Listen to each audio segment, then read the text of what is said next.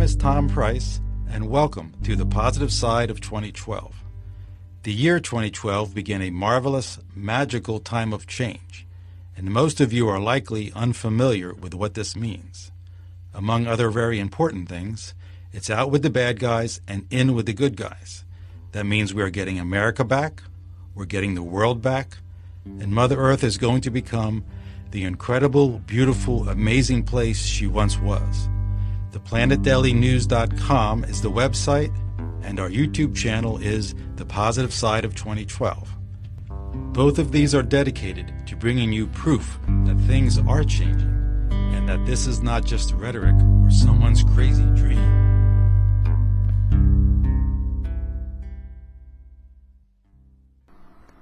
Well, hello, this is Tom, and once again, I've just come in from the fields with a lot on my mind, and I want to get off my mind.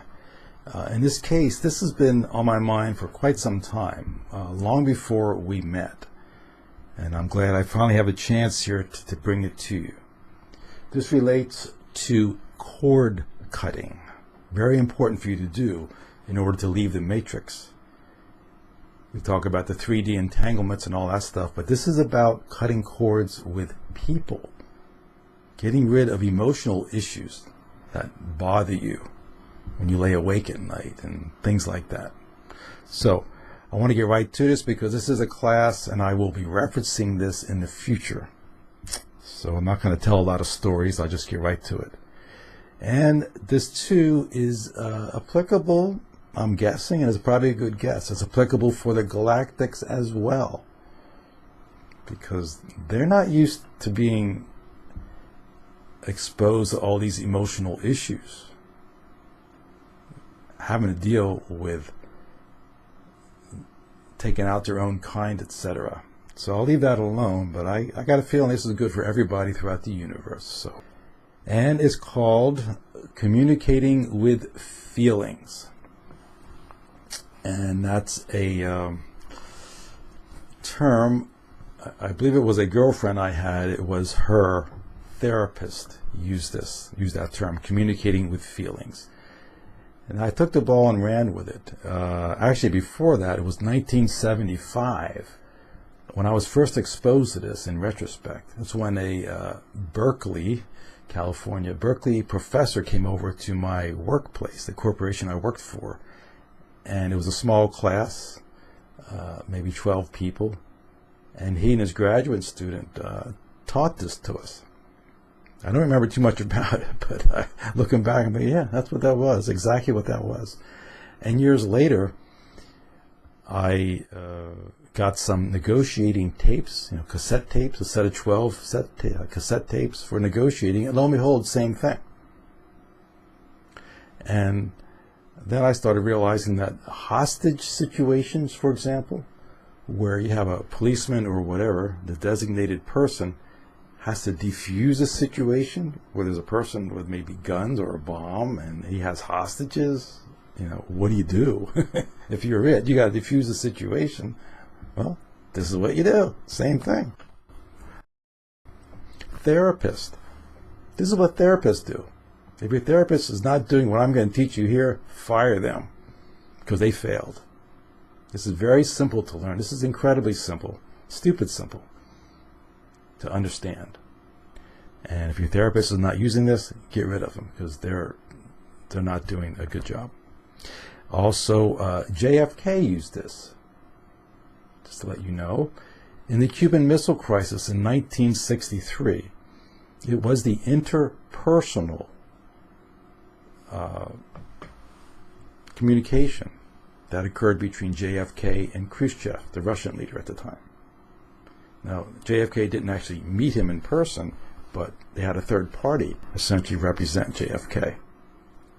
So it's the same thing. So this is used for that as well. It's negotiating. It goes back to negotiating, but it works. And another thing I'll talk about later here, but I want to mention now, is after my wife and I got married, we went to a thing called Marriage Encounters with the Lutheran Church. Now, we're not religious, so I don't know how that happened. We might have just gotten a flyer in the mail since they learned we were married. And so we went there thinking it'd be a good thing, and it was a really good thing. And in that case, they used writing to do this. And I'll come back to that at the end. But all those things, and they used exactly the same thing, precisely the same thing. So universally, what I'm teaching you here is it works, period. It works. So moving on, I have the word bitchy couple here. This is an example that you can laugh at, but also help you remember the whole thing here I'm teaching you, because people tend to forget everything they're taught the next day. So hopefully you remember the bitchy couple, the bitchy couple. So just imagine you have a couple, you go along their day to day, and all of a sudden something pops up and they have an argument. And next thing you know, each of them is calling each other nasty names. Yeah, you used to, I do that. You don't care. They're just going on and on and on and on and on and on. It's like swinging a baseball bat, strike after strike after strike, and getting nowhere. Or like rowing a boat where you have oars, but they're rowing in different directions. You're not making any progress.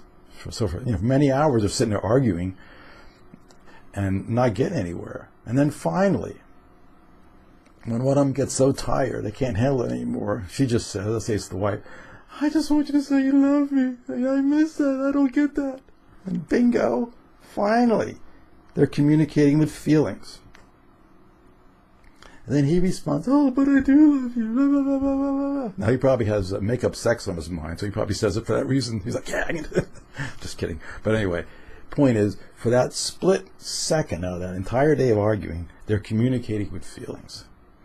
And again, I'm making this all up, but let's say invariably that leads to make-up sex. So they're fine, for a while. And the next day, after a little period of being okay, or a couple of days later, then they're right back at it. Something happened, and they're right back at it. You do it all over again. So have fun with that one, but it's just so you can remember this whole class. It's make-up sex. The point is, for exactly 2 seconds there, they were actually communicating with feelings, and it worked for that short time. Let's see. So I'm going to start the class now. That's the intro to the class, and now I get to start the class. And so, what is this thing? I was an employer, and I had employees, and so invariably, things would come up to my level. It was a small company, so people did come to me for help. And so they come to me saying, Tom, Mary and Joe are at it again. We have this happening, that happened. Here we go again. So I get Mary and Joe in the room, and I'd be the facilitator. And here's your class, so take notes. You have to choose a person A and a person B. Person A is going to say what they want to be understood by person B, and person B repeats it back. Very simple. Stated. It's very simply stated. But to do that very simple thing, you need a facilitator, almost invariably. Now, you can be the facilitator and one of them as well, but you really need to be a facilitator, an experienced facilitator first, and know your stuff before you assume that role of being person A or person B and being a facilitator. So anyway, you need a facilitator. I was a facilitator, and I'd have person A and person B in the room, and person A's job, or my job, would be to help figure out who goes first. Who's person A? Who's the first person A? Sometimes you just have to flip a coin and get them to agree. We're going to flip a coin. It'll decide who's person A or person B. Boom. If it's not obvious who's person A or person B, or if the facilitator doesn't override anything, just make that person A or person B. You just flip a coin. So anyway, you decide who's person A, and that's what they do. They simply explain what they want person B to understand. And they may need help. It's amazing how people need help understanding what they're trying to say, and there's nothing wrong with that.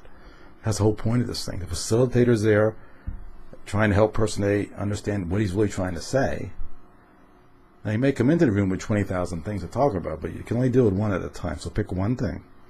So person A explains what he wants understood by person B, but meanwhile, person B, his job is to understand person A. Now, forget about his situation. That's the whole point here. During this part one, person A speaking, person B is repeating back what he said. Now, person B will get their turn. They're guaranteed their turn. And we'll talk about that after we settle this first piece. That's part two, as person B gets to speak. But in this round one, part one, person B gets to say one thing, and he repeats back to person A what person A says. And you're going to go back and forth, because, you know, B may get it, but not quite, and A may be saying what they really want to be heard, but not quite, and you got to, that's the facilitator. You got to go back and forth until bingo, everybody in the room, including the facilitator, understands or knows that person B finally understands person A. And at that point, person A, you can see it in their face. This is what you want to watch for as a facilitator. Person A just kind of says, yes, finally I'm understood. You can just see it. You can see it right there in their expression. You can see that relief in their eye. That's what you want to look for. And guess what? 99.9% of the time, you're done. The situation is resolved right there. Incredibly simple. All you've done is person B finally understands person A's position. And person B will invariably say, oh, gee, John, I thought you meant this. Oh, I'm so sorry. I had it all wrong. That's how it goes. That's it. That's part one. If your therapist is not doing this, fire them. Now, part two, that's very important. That's part one. I'll move on quickly here because I don't want to spend a lot of time. Part two of that same conversation is, okay, now that A is understood, he's ready to leave the room because he's all happy. He's understood. And no, you ain't leaving yet, Jobo. Person B has his turn. Now, person B literally says, now person B may not always be happy, you know. Let's say person A, let's say the situation was person A went into the lunchroom and kept moving, you know, person B's lunch out of the way on the lower shelf of the refrigerator. You know, just going in, move it out of the way. And person B's going in there and every day, where's my lunch? What the hell's doing over here? You know. But it's been happening for a while. And he finally finds out the person A did it. Okay? Well, maybe the situation was, here I'm saying, the situation was that person A has a son.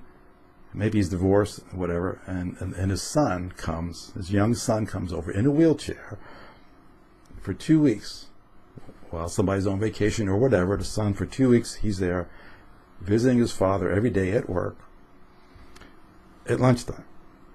And the father cleared away a path in the refrigerator so that the son, could put his lunch there. Meanwhile, person B has no idea. He's just mad because somebody keeps moving his damn lunch, you know. So finally, that gets resolved. And person B's like, oh, I'm so sorry. You know, if I'd have known how to move it myself, you know. But in some cases, person B is not happy. Let's say that same situation, similar situation, but person A took person B's parking spot, his beloved parking spot, you know. People are very attached to their parking spots, like being attached to your high school desk or something. Anyway, so in that case, he took his parking spot. Maybe there's a valid reason why A took B's parking spot. But B's not happy because now he's got a walker. He's got some other issue, you know. I'm not happy. So what does person B say under that circumstance? It's not resolved. Person B still has to, you know, has things he's got to resolve here. We're not done. So now it's person B's turn to speak. Now that A feels fine, remember, A's ready to leave the room. He's happy. B is not happy or whatever, and he's got to respond. So here's part two. What does person B say? I'm going to say it 3 times so you get it. And now that I understand you, I feel blank. Now that I understand you, person A, I feel blank. One word. What's the German word for one word? Ein for one. Ein, uno, one word. Now that I understand you, person A, I feel blank. One word. Now, with a thermos incident, you could have said, I feel sheepish, or I feel bad. I feel clarity, clarified. I'll put this up as a slide, but here's this thing here you can get, and it has a whole lot of different adjectives on it. You know, I feel happy, I feel sad, I feel enraged, I feel ashamed, I feel cautious, I feel smug, I feel depressed. All kinds of words on this sheet here, and that's person B's job is to say a word, not necessarily one of those, but state his true feelings. Now that I understand you, I feel blank. That's communicating with feelings. That's what it is. I feel blank. Now the word like, L-I-K-E, is taboo. Well, I feel like you, blah, blah, blah, blah, blah. Well, that doesn't work. Blah, blah, blah, blah. It's just a bunch of left brain crap. A bunch of objective stuff being thrown in there. You don't want that. It's absolutely taboo. The word like is taboo. Just smack them over the head when they say that word. It's I feel blank. Period. One word. Now you can get creative with the word as you get more experience with this. Here, there's a bright light. There's a light bulb there, staring me in the face. I look over. I get light bulbed. You know. Whoa. Maybe you can say under some circumstance, well, gee, John, when you did that, you know, I felt the light bulb. You know, I felt rear-ended or something. You know, unexpected. Boo. What? What? You know, I feel whatever that all is in one word. Call it light bulb. I feel light bulbed. You know, I feel rear-ended, or I feel shocked. So you can take, you know, long expressions like you might fill in after the word like. I feel like you blah, blah, blah, blah.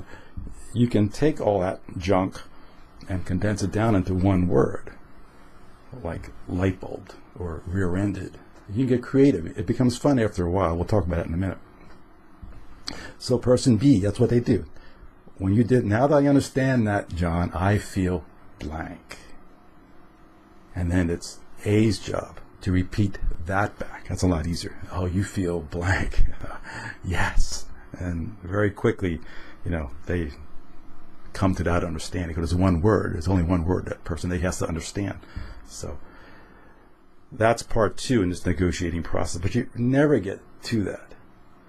You almost invariably, part one, when person B understands part A, it's over because everybody is happy. Everybody feels understood. Everybody's okay. So I want to talk more about part B though here. So you never get the part B. Is rare. I mean, I've done these many times, and 99% of the time, you're done when the first part is done. Step one is done. So here, but step two, nonetheless, is still critically important and valuable to practice on and use daily. And I recommend you do this starting right now.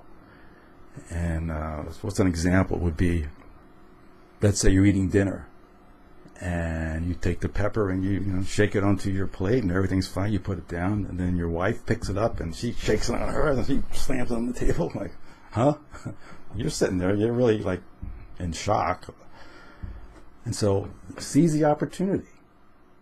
My point here is really part three, is seize the opportunity in practice. This is practice, practice, practice. Seize those opportunities. You know, don't go for the big fish right off the bat. Go for these little things. If your wife doesn't open the door if you don't open the door for your wife on the car, or if you move a blanket or a pillow on the couch and it keeps, it bothers her.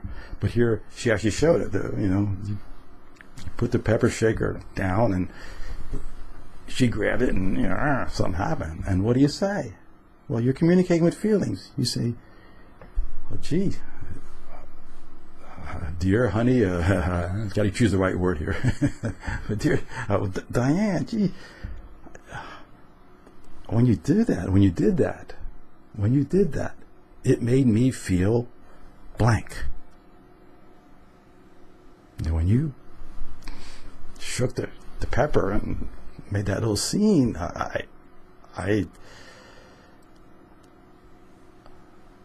I'm lost. I'm confused. It surprised me. You know, I feel surprised. There you go. There's a term. There's a way of turning things around, making it one word. You surprised me. Well, I feel surprised.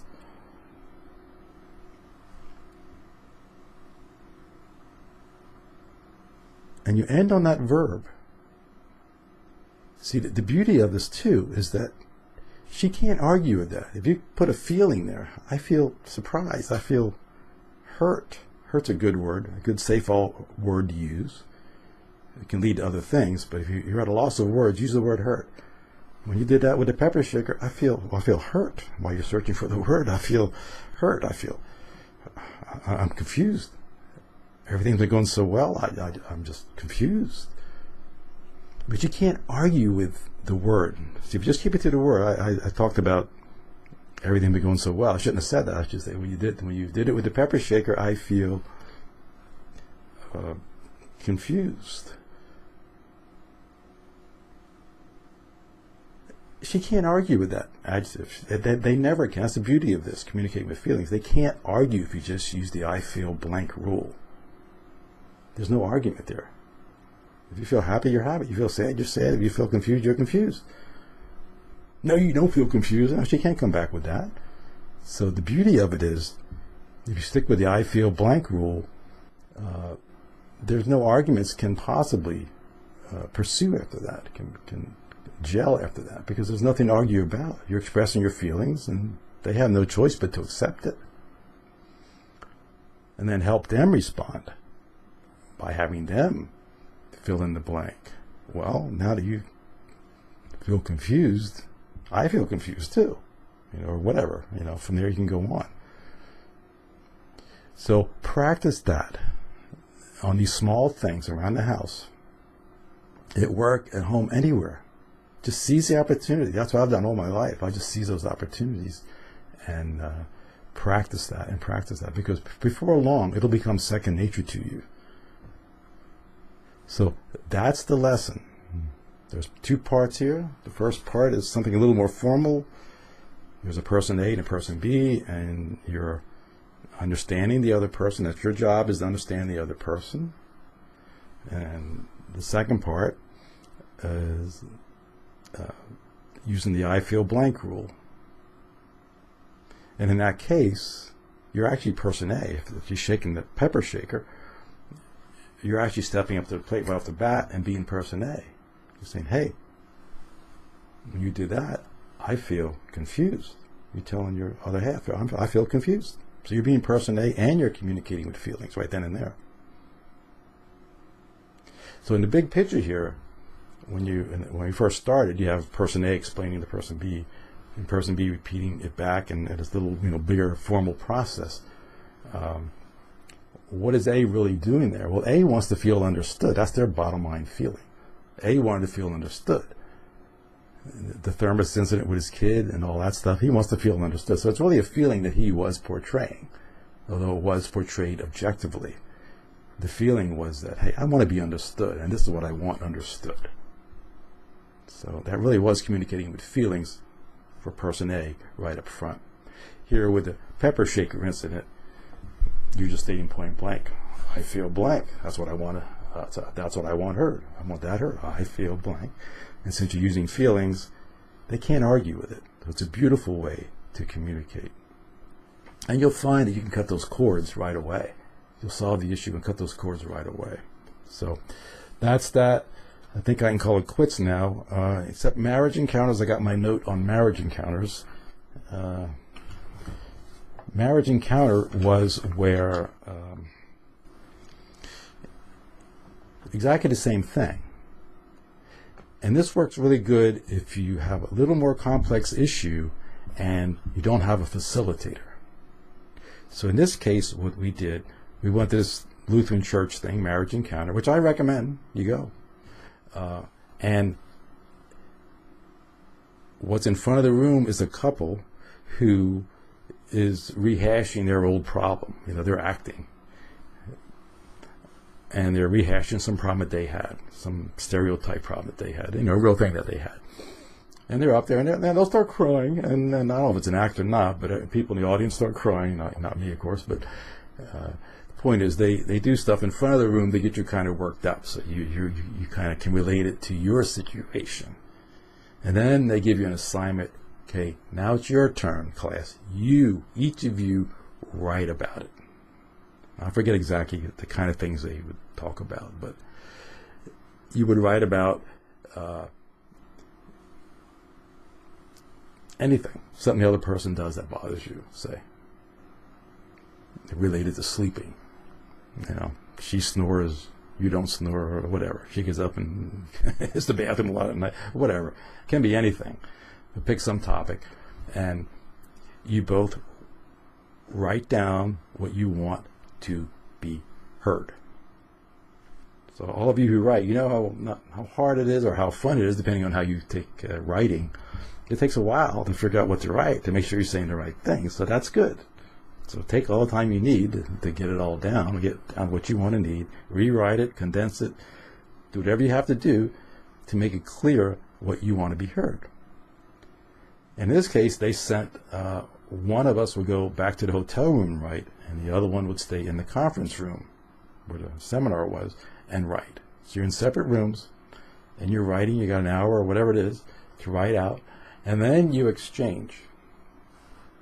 And I don't remember if you're in the same room or not. Then, but it doesn't really matter. But you exchange your letters, and then you read the other party's letter.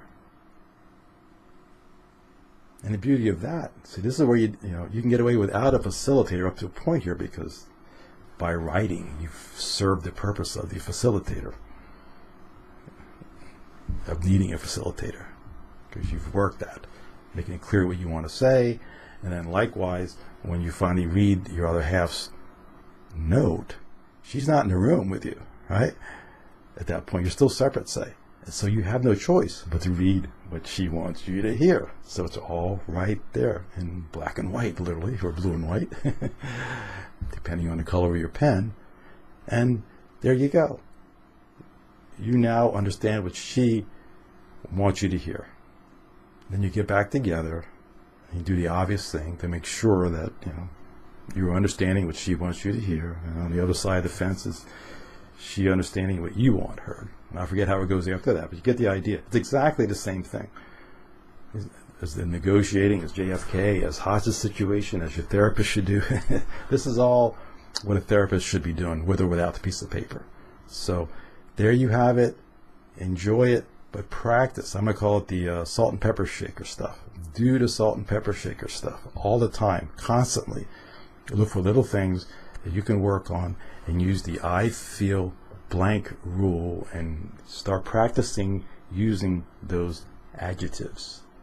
Critically important. And you'll find that the cord cutting, resolving those issues, is a piece of cake.